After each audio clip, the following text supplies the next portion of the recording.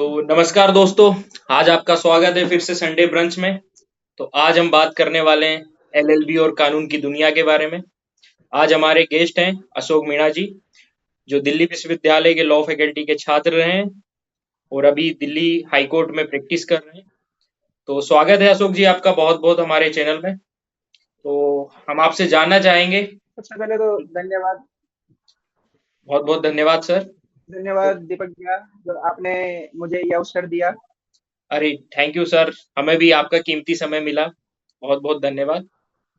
तो हम आपसे जानना चाहेंगे आपकी जर्नी के बारे में। तो आपका लॉ का करियर कैसे स्टार्ट हुआ? लो का करियर, सबसे पहले तो मैं अपने बारे में बता देता हूँ। मेरा जी। नाम अशोक कुमार मीणा है और मैं राजस्थान के कोटा से रहने वाला हूँ। ओके। जब मैं 12th कंप्लीट कर चुका था तो मैंने ग्रेजुएशन में दिल्ली यूनिवर्सिटी को चुना, जिसमें किरोड़ीमल कॉलेज में मैथमेटिक्स ऑनर्स में मेरा एडमिशन हुआ। उसके बाद जैसे ही मेरा ग्रेजुएशन कंप्लीट हुआ तो फिर मुझे था कि नहीं, मुझे अपनी पढ़ाई कंटिन्यू करनी है। तो जब मैं वो आसपास देखता था नॉर्थ कैंपस में, जैसे कि आप सबको पता है कि faculty of law Delhi university का वो नॉर्थ कैंपस में ही है। तो हम उसके बारे में सुना, उसके बारे में देखा, इस प्रोफेशनल के बारे में देखते थे, मिलते थे सीनियर से, भैया से। तो धीरे धीरे फिर इसमें इंटरेस्ट आने लगा, तो फिर एंट्रेंस पास किया और इसमें एडमिशन हो गया। तो फिर लगा कि हाँ यार, ये प्रोफेशनल मुझे इंटरेस्टिंग भी था, तो इसमें एडमिशन लिया फिर। ओके। तो क्या इंस्पिरेशन था आपका इसमें कि लॉ ही करना है, क्योंकि इसके अलावा भी मेरा आप। सबसे हाँ जी। मेरा सबसे पहले इंस्पिरेशन मेरे पापा ही थे, जिन्होंने मुझे हमेशा मोटिवेट किया कि बेटा लो करने बहुत अच्छा प्रोफेशन है। सबसे पहले उन्होंने ही मुझे इसके लायक समझा कि लो एलएलबी करो। तो फिर मैंने लो चूज किया। ओके, तो आपके पापा भी ये लॉ फील्ड से बिलोंग करते हैं? नहीं नहीं, वो एक्चुअली टीचर है। तो उनका कहीं नाता रहा है या कहीं दोस्त रहे हैं, तो उन्होंने इस सजेशन दिया मुझे। तो सोचा अच्छी यूनिवर्सिटी है, दिल्ली यूनिवर्सिटी से करना, लो करना बहुत बड़ी बात है, तो हमने ये ज्वाइन किया। चलो बढ़िया बात है। तो हम जानना चाहेंगे कि लॉ फैकल्टी में एडमिशन का प्रोसीजर क्या है, यदि किन्हीं स्टूडेंट को लेना हो एडमिशन एक्चुअली तो। इसमें अब एक्चुअली इसमें क्या है कि सीयूईटी होने लगा है। ओके। लेकिन जब मेरे टाइम पे लास्ट डीयूईटी था, जो दिल्ली विश्वविद्यालय अलग से ही इंटरेस्ट लेता था। हम्म। अब लेकिन कॉमन यूनिवर्सिटी एग्जाम टेस्ट आ गया है, तो उसी से ही एडमिशन होता है। Common university entrance test, CUET. तो अब उसी के माध्यम से टेस्ट होता है, उसी के माध्यम से आपका कट ऑफ निकलता है, उसी के माध्यम से आपको सेंटर अलॉट होते हैं, उसी से रैंक आती है, सब कुछ उसी से डिसाइड होता है। सेंटर सब कुछ सेंटर हो चुका है। पहले क्या है कि अलग अलग यूनिवर्सिटी का अलग अलग होता था। ओके।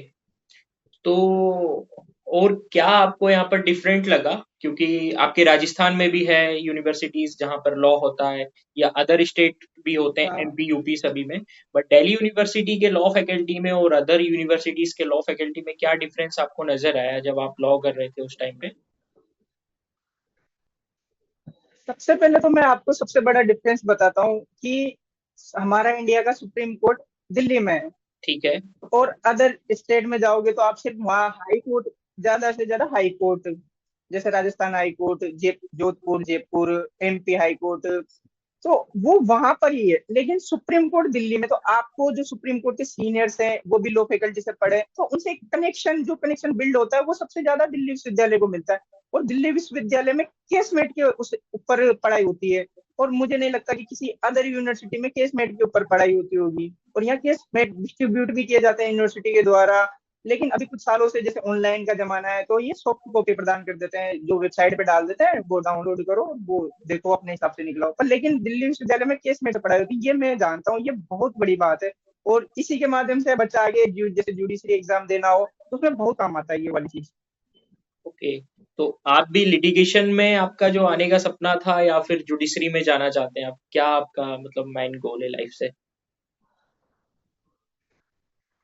मैं मैं तो सबसे पहले क्लियर कर देता हूँ कि मेरा कोई ये सपना नहीं था कि मैं लिटिगेशन में जाऊं या जुडिशरी में जाऊं। लेकिन जब मैंने सीनियर्स को देखा, और मैं एक फर्स्ट जनरेशन हूँ, तो मुझे ये था कि यार लिटिगेशन भी करते हैं और तो मैं जुडिशरी ही सबसे पहले एम रखा था कि जुडिशरी जुडिशरी जुडिशरी। जब उसकी प्रिपरेशन करने लगा, थर्ड ईयर तक पहुंचा, उसे धीरे धीरे धीरे पढ़ रहा था। सीनियर्स ने बोला पहले से डायरेक्ट पढ़ो, ये करते रहो। लेकिन जब अभी आजकल आपने देखो सुप्रीम कोर्ट का वो आ गया 3 साल का एक्सपीरियंस, तो है कि लिटिगेशन भी करना ही पड़ेगा 3 साल, तब भाई आप जुडिशरी दे सकते हो। तो भैया वो है कि आप लिटिगेशन को नहीं छोड़ सकते, ये लिटिगेशन आपको करना ही पड़ेगा इसमें, ओके, मतलब वो सुप्रीम कोर्ट ने कंपलसरी कर दिया है ना एक्सपीरियंस के आजकल। तौर पे। ओके, मतलब आपको यदि हाँ जुडिशरी वो में जाना कंपलसरी है। कर दिया कि आफ्टर ग्रेजुएशन 3 साल। हाँ ओके। मतलब आप जुडिशरी का पेपर ही तब दे सकते हो जब आपको 3 साल का एक्सपीरियंस होगा इन लिटिगेशन में। अच्छा, जैसे हम जनरली सुनने को मिलता है कि दिल्ली यूनिवर्सिटी में डिफरेंट काइंड ऑफ डाइवर्सिटी वाले स्टूडेंट मिलते हैं। कोई कश्मीर से आ रहा है, कोई अरुणाचल का है, कोई कन्याकुमारी से है। तो रियलिटी में क्या चीजें आपको वहां पर इन्वॉल्व होने पे पता चली, आप बता पाएंगे? हाँ जैसे भैया आप बोलते हैं कि भारत एक विविधता भरा हुआ देश है, तो जो सबसे ज्यादा विविधता देखने को मिलती है वो दिल्ली विश्वविद्यालय में देखने को मिलती है, जहाँ पर हर कोने से, भारत के हर कोने से स्टूडेंट मिलता है। लाइक नागालैंड से भी मिलेगा, असम, अरुणाचल प्रदेश, नॉर्थ ईस्ट, यहाँ से लद्दाख से भी स्टूडेंट मिलेगा, तो कन्याकुमारी से भी स्टूडेंट मिलेगा, राजस्थान से भी मिलेगा, एमपी से भी मिलेगा, हर स्टेट से, हर मतलब विविधताओं भरा यूनिवर्सिटी है। तो यहाँ सबसे बड़ा एक्सप्लोर आपको ये चीज का भी मिलता है। और अदर स्टेट की यूनिवर्सिटी में जाओगे तो ऑलमोस्ट वही स्टेट के लोग रहते हैं, तो आपको वो कनेक्शन नहीं मिल पाता, वो आगे बढ़ने की सोच नहीं मिल पाती, इसलिए मैंने दिल्ली विश्वविद्यालय को भी चुना था, ये भी एक सबसे बड़ा रीजन है। ओके। तो दिल्ली यूनिवर्सिटी का जो नॉर्थ कैंपस है, जैसा कि सभी लोग जानते हैं, काफी फेमस है इस चीज के लिए। तो जब आपने केएमसी कॉलेज लिया था, तो कुछ और भी कॉलेज है, श्री राम हाँ कॉलेज है, वहां पर हिंदू कॉलेज है, तो केएमसी कॉलेज में ही क्यों आपने चूज किया कि मुझे केएमसी में ही लेना है?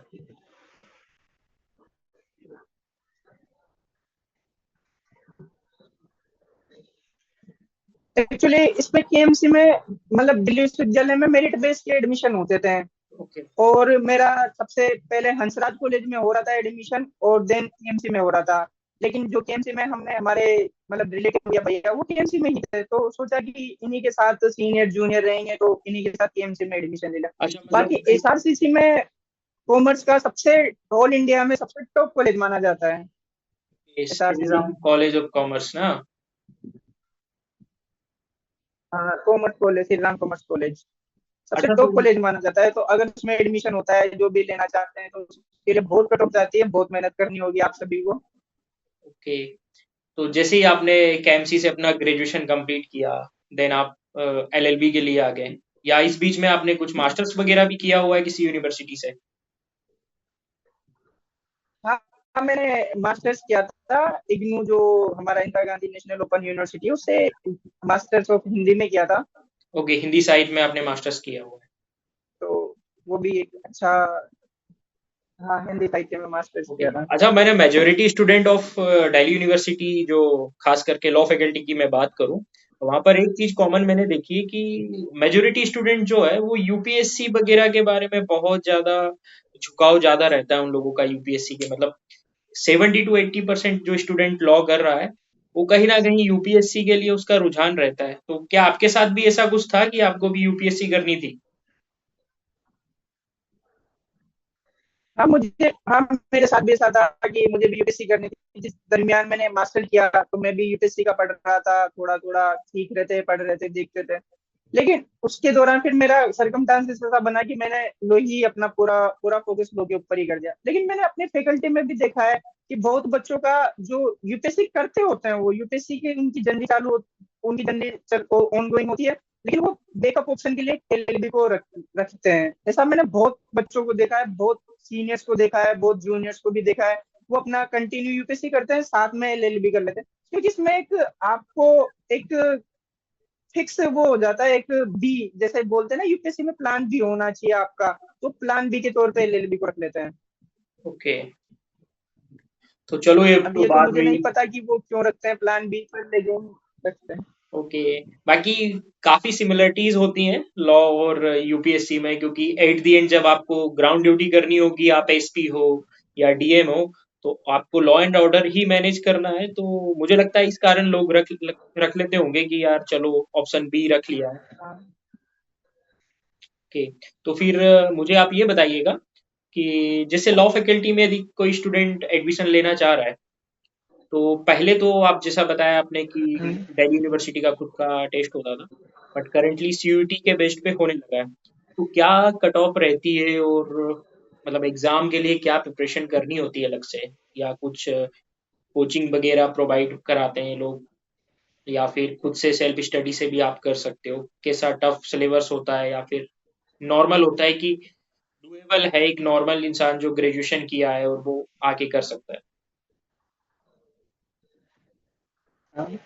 सबसे पहले तो ग्रेजुएशन के जो सब्जेक्ट है आपके, वो अच्छे से पकड़ होनी चाहिए उन पे। ठीक है। और फिर जब हम बात करते हैं सीयूईटी की, तो सीयूईटी में क्या है कि सब अलग अलग कट ऑफों के ऊपर डिवाइड होता है, अलग अलग सब्जेक्ट का अलग अलग कोर्स का अलग अलग सब्जेक्ट अलग अलग कट ऑफ निकलता है।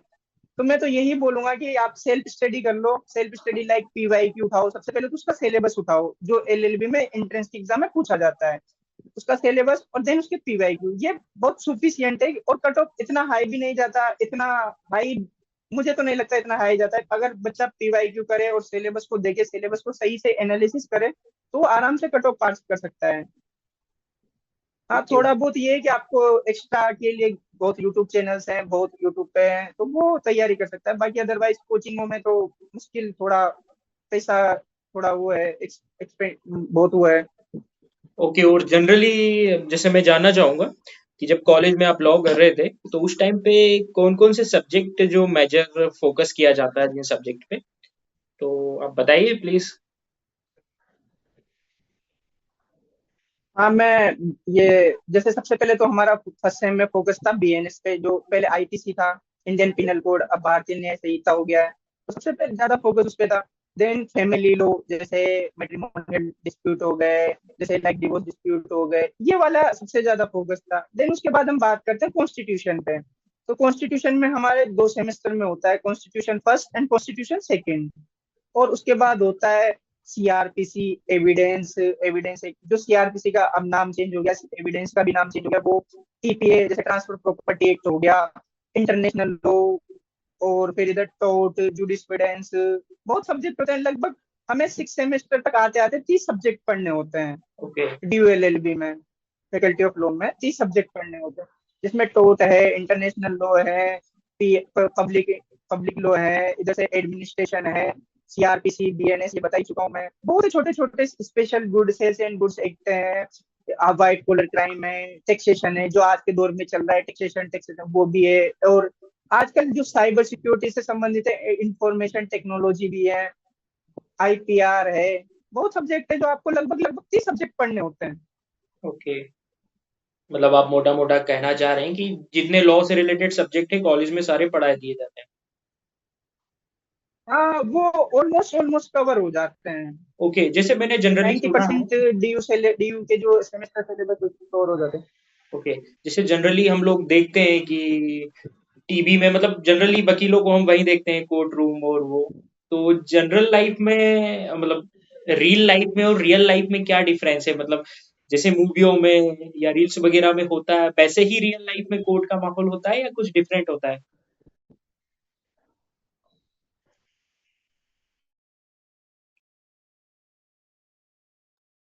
कि हाँ ये एडवोकेट ये कर रहे हैं, ये एडवोकेट वो कर क्या जज के सामने वो बोल रहे हैं, तो वो आप नहीं बहुत कम अलाउड होता है। और अलाउड कंटेम्प्ट ऑफ कोर्ट लग जाता है बहुत बार। तो रील्स बनाना और रियल लाइफ अलग है। लाइक जैसे कि हम जब कोर्ट में जाते थे तो बहुत बहुत कुछ सीखने को मिला। बहुत रियल लाइफ से रियल लाइफ में आना बहुत चेंजेस है, बहुत ज्यादा। एकदम दिन और रात जैसे बोलते हैं ना कि डे और नाइट, वैसे ही बिल्कुल चेंज है रियल लाइफ और रियल लाइफ में। ओके। अच्छा, और जैसे जब आप कॉलेज में होंगे तो उस समय मूड कोर्ट वगैरह वाला जो प्रोग्राम होता है, वो भी तो सेशन होते हैं ना, उसमें क्या कराया जाता है मेनली?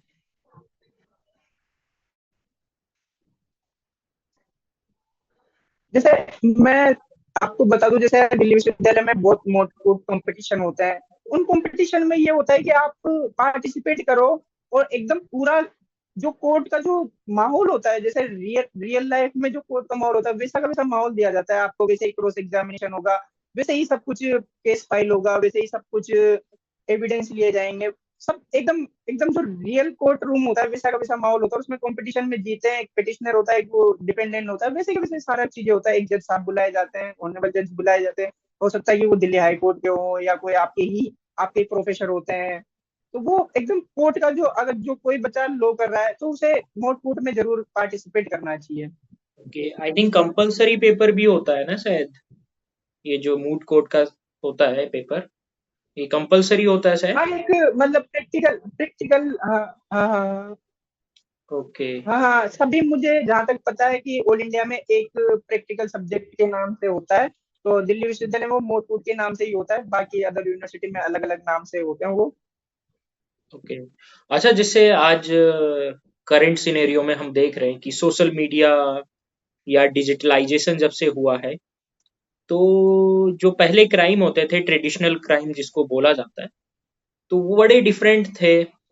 बट आजकल क्या हो गया कि जितने भी क्राइम है वो साइबर क्राइम से रिलेटेड, उनका कनेक्शन बहुत ज्यादा है। जैसे हम बहुत देखते हैं स्कैम, कोई लिंक आ रहा है, कोई कॉल पे फ्रॉड हो जा रहा है, इस टाइप के जो क्राइम हो रहे हैं। तो जो करंट सिनेरियो में जो वकील हैं, जो एडवोकेट्स हैं, जो प्रैक्टिस कर रहे हैं अपनी, तो उनको क्या चैलेंजेस गेन करने होते हैं? क्योंकि पहले तो एक एक चीज और ऐड करना चाहूंगा मैं यहाँ, कि सडनली अभी 1-2 साल पहले गवर्नमेंट ने नया बीएनएस लेके आया है, और पहले आईपीसी सीआरपीसी चल रहा था। तो मतलब क्या प्रॉब्लम आती है लोगों को? क्योंकि जो पुराने हैं, उन लोगों को तो आईपीसी एकदम पूरे बहुत अच्छे से होगा याद वगैरह। और करेंटली जैसे ही बीएनएस आया, तो कुछ डिफिकल्टीज होती है उसको करने में। और किस टाइप से करंट सिनेरियो में जो साइबर क्राइम है, उसको एड किया गया है बीएनएस में, तो मैं आपसे जानना चाहूंगा, बताइए आप प्लीज।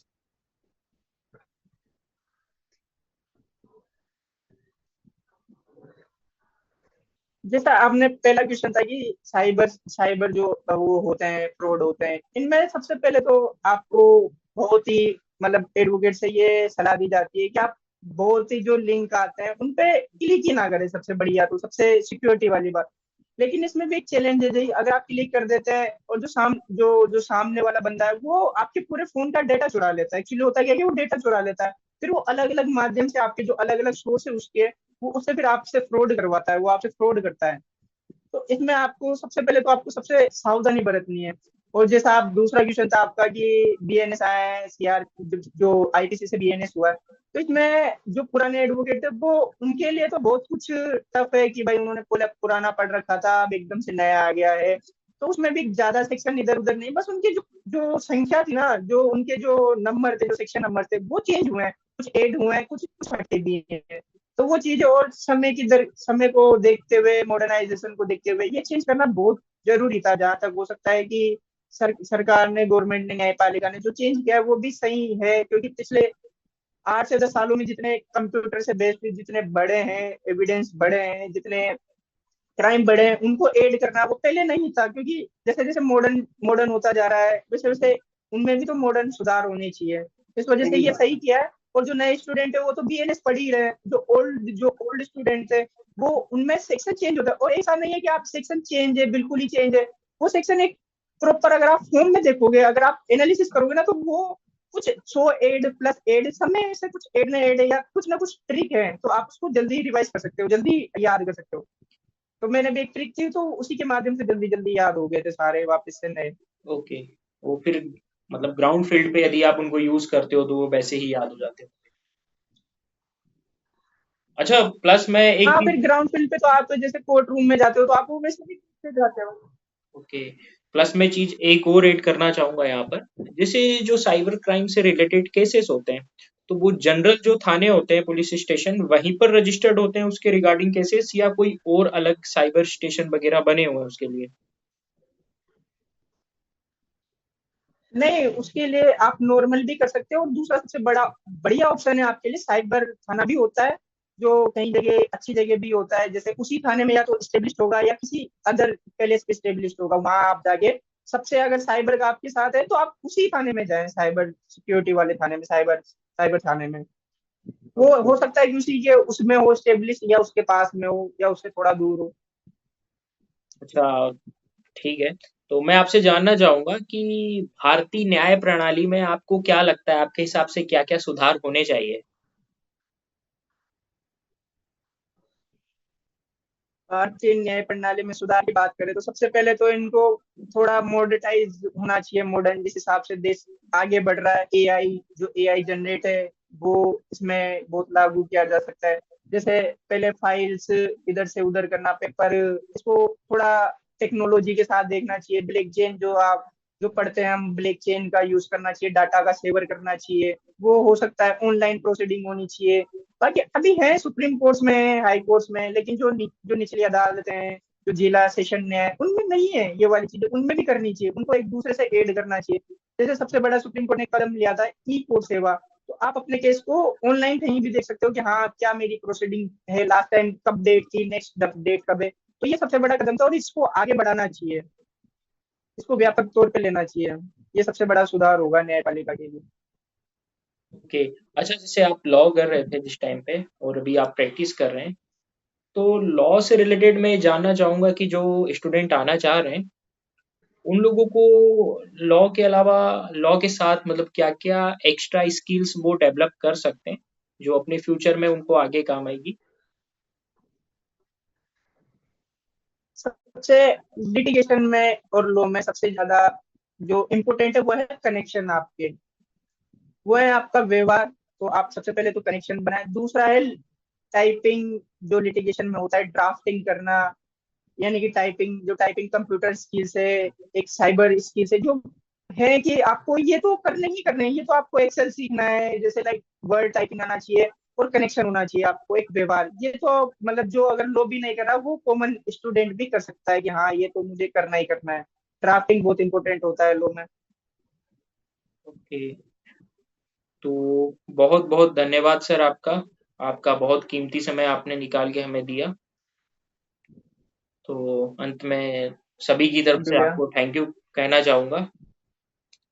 तो और रहा यदि कुछ नेक्स्ट एपिसोड हम लोगों का, तो डेफिनेटली कुछ और क्वेश्चंस यदि मेरे पास आते हैं कमेंट्स में, तो आपसे फिर से आपको ज्वाइन किया जाएगा और फिर से आपसे क्वेश्चन पूछे जाएंगे। बहुत बहुत ठीक है, धन्यवाद अशोक जी। ठीक है। धन्यवाद। थैंक यू भैया। तो दोस्तों, आज की बातचीत में हम लोगों ने समझा कि लॉ सिर्फ किताबों तक सीमित नहीं है, बल्कि ये सोचने, विचारने, विश्लेषण करने और समाज को बेहतर बनाने का जरिया है। अगर आपको ये एपिसोड अच्छा लगा हो तो इसे शेयर कीजिए, चैनल को सब्सक्राइब करें और मिलते हैं अगले एपिसोड में नई चर्चा, नए लोगों के साथ, नई उमंग, नए जोश के साथ। धन्यवाद।